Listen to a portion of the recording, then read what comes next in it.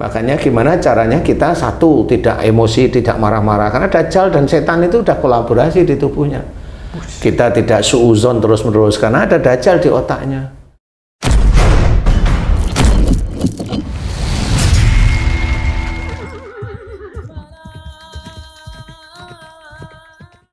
Bismillahirrahmanirrahim. Assalamualaikum warahmatullahi wabarakatuh. Waalaikumsalam warahmatullahi wabarakatuh. Amin ya rabbal alamin.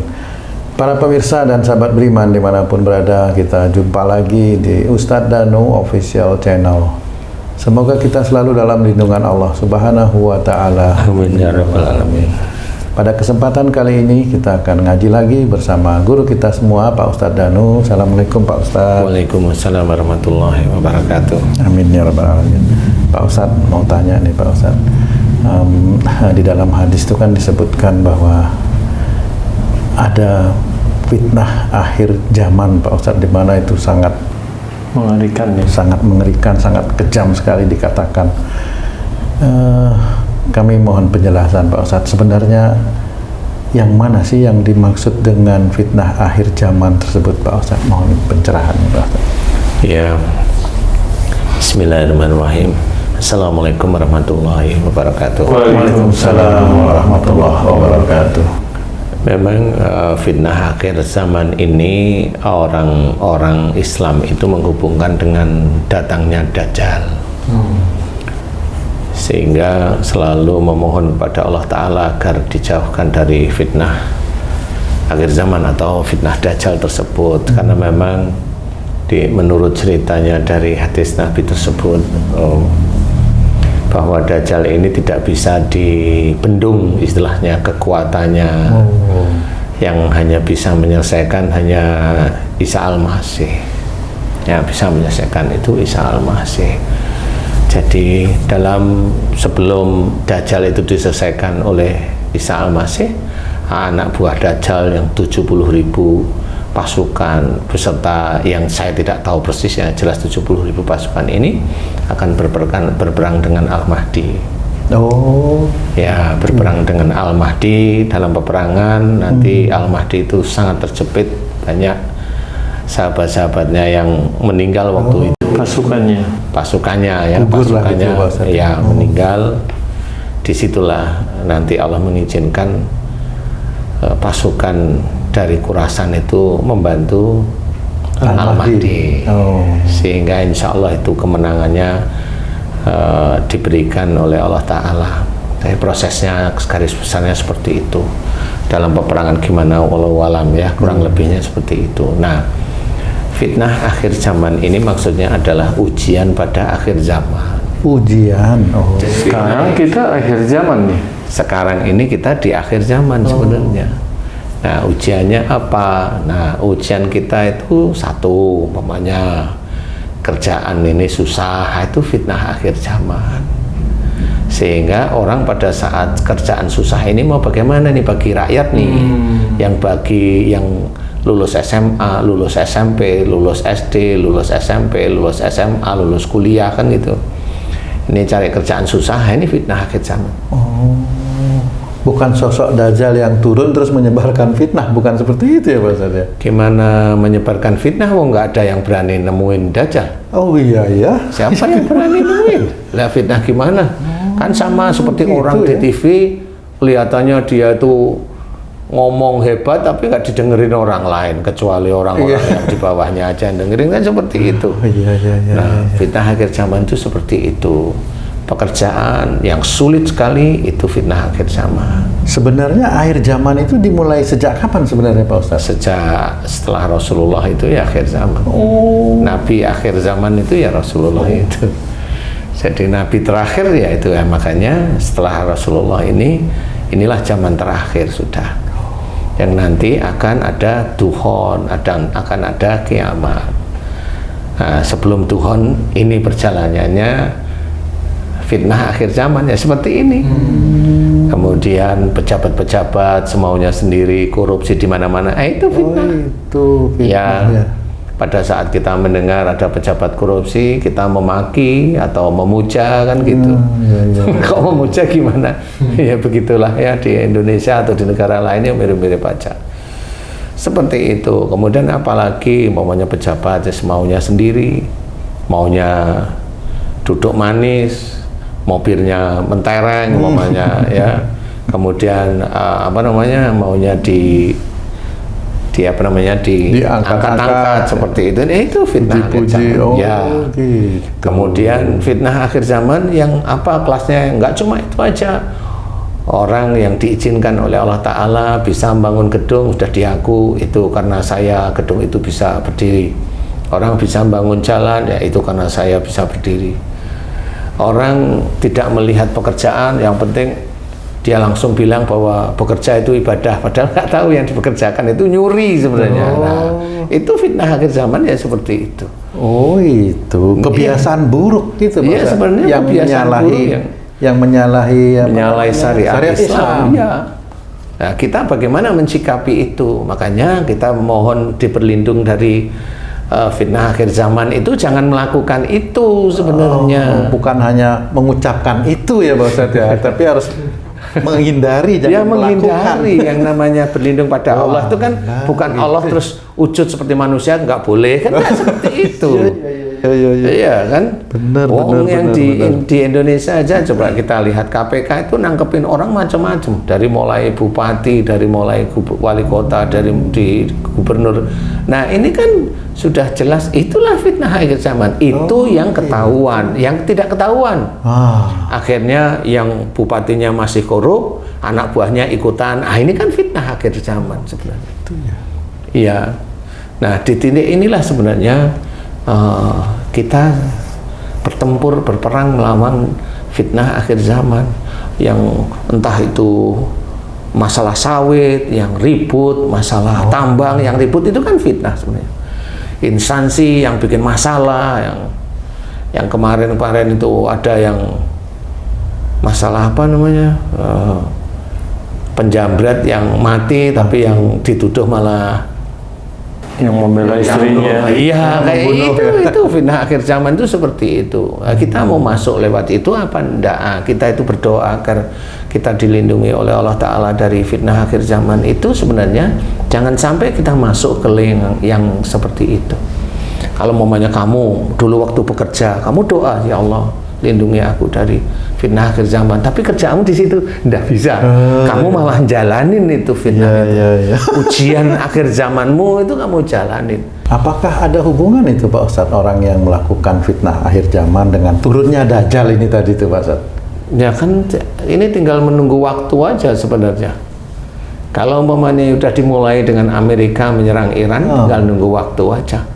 Amerika menyerang Iran, kemudian nanti di dalam kalam Rasulullah itu ada 70.000 anak buah Dajjal muncul di salah satu kota di Iran itu, di Isfahan itu. Ya. Itu kan ini salah satunya. Ini salah satu yang akan terjadi. Fitnah akhir zaman gimana? Trump itulah fitnah akhir zaman. Oh gitu. Esriwil itu juga sama. Itu fitnah akhir zaman. Setan Yahoo itu sama.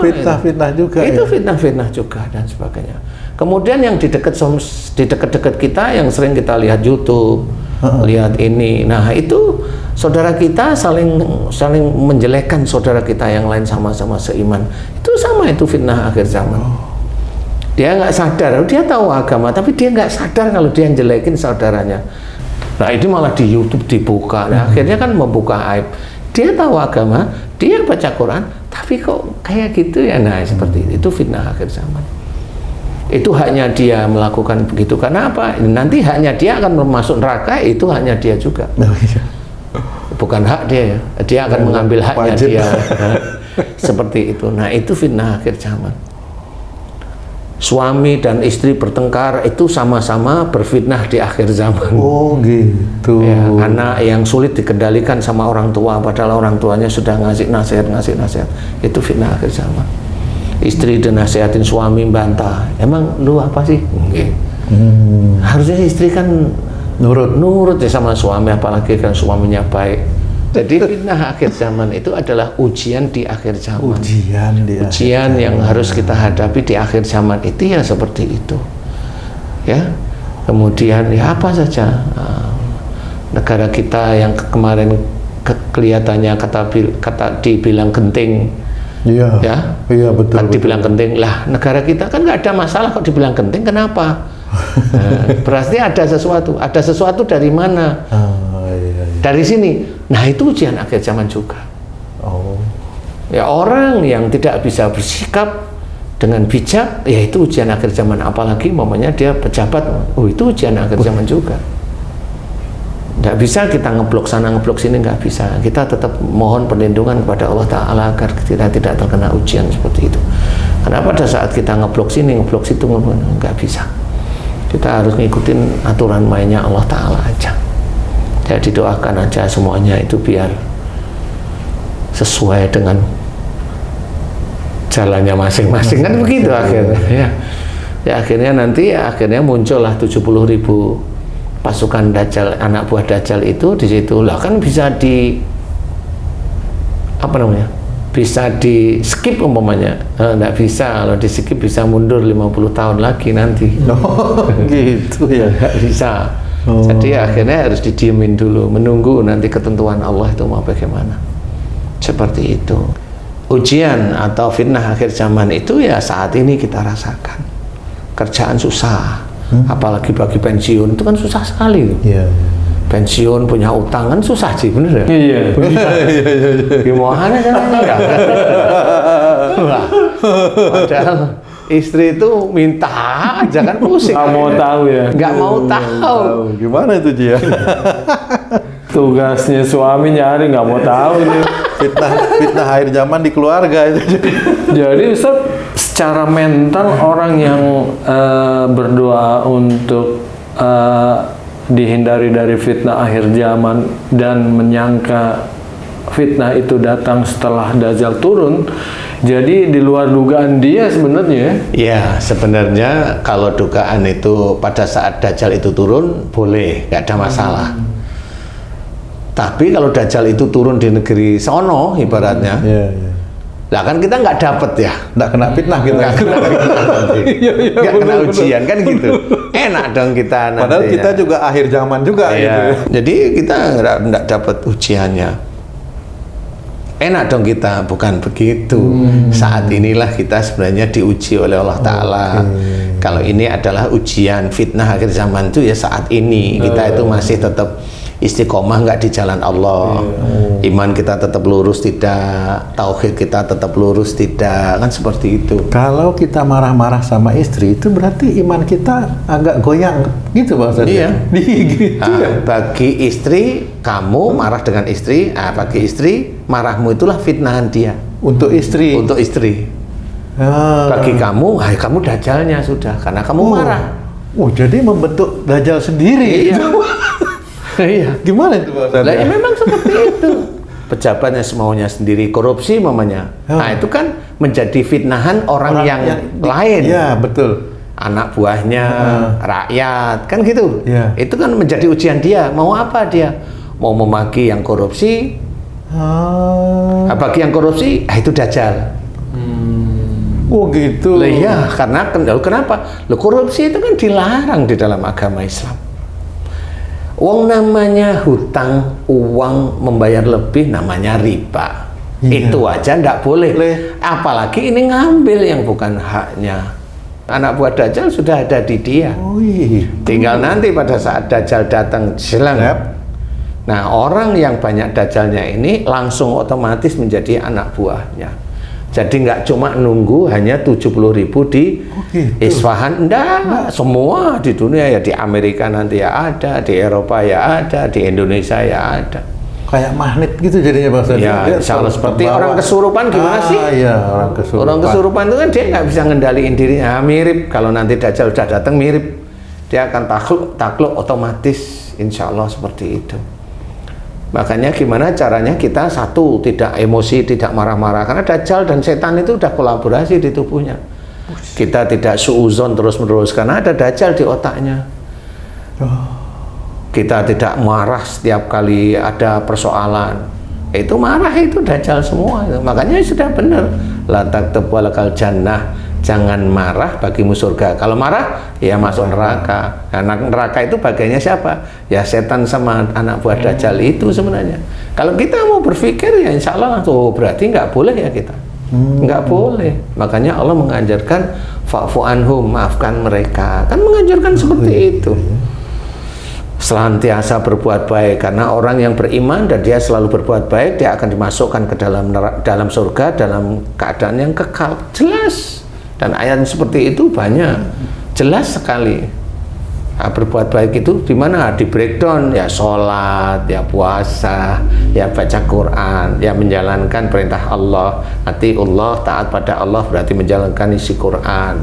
Atiur Rasul, taat pada Rasul, mengerjakan sunnah-sunnahnya. Nah, di titik itulah sebenarnya kita mencoba untuk lurus. Ada ujian akhir zaman, ya boleh, karena itu menjadi berita, ya jangan guncang hati kita.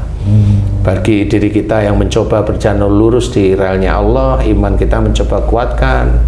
Kemudian dengan keluarga bagaimana? Kalau mamanya kita laki-laki pasti punya istri. Dengan istri zalim nggak kita? Kita bisa ngomong tentang masalah agama tapi dengan istri zalim. Tidak menafkahi, nafkahi kurang, istri ngomong dibentak. Oh, aku kan bisanya cuma ini. Itu sama, walaupun dia tahu agama, dia juga jadi dajjal di titik itu. Oh gitu. Iya, tahu kalau dia tahu agama kan bebas, dia merasa nggak punya dosa, marah dengan istri boleh kan gitu. Nggak boleh. Orang yang tahu agama itu malah berat resikonya. Karena tahu ya. Karena tahu, ngasih tahu kepada seseorang, hati itu ada hati kita itu kalau ngasih tahu seseorang itu ada unsur ujub, riak, bangga itu pasti ada. Gimana ya kalimat ini tidak menjadikan saya ujub, riak, bangga, sombong?